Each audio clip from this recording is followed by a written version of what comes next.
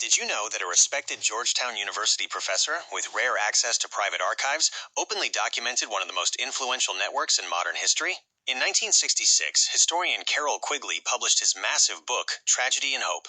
In it, he described a network of international bankers and powerful figures working behind the scenes for decades. As Quigley himself wrote, the powers of financial capitalism had another far-reaching aim. Nothing less than to create a world system of financial control in private hands able to dominate the political system of each country and the economy of the world as a whole. This network traces its roots back to Cecil Rhodes, the British imperialist and mining magnate who amassed enormous wealth from South African diamonds and gold. Rhodes dreamed of expanding the British Empire worldwide and even uniting English-speaking nations under a common imperial framework. In his will, he left his fortune to fund a secret society dedicated to these goals, along with the famous Rhodes Scholarships, intended to educate future leaders who would advance this vision of Anglo-American unity and influence. Quigley went into particular detail about the Round Table groups.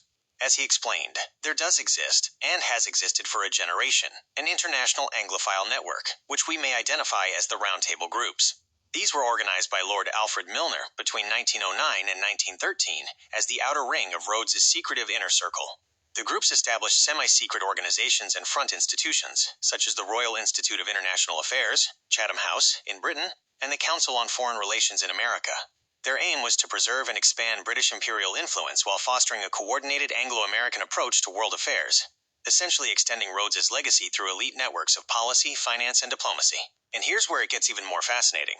Quigley didn't see this network as purely evil.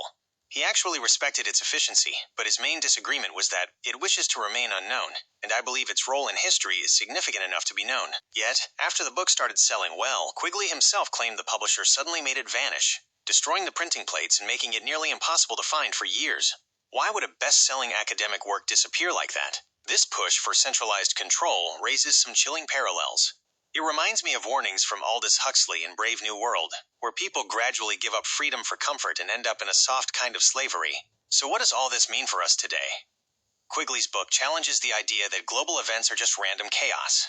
There are documented networks with long-term plans, and if they're operating in the shadows, who benefits from keeping them hidden? We deserve to know about them.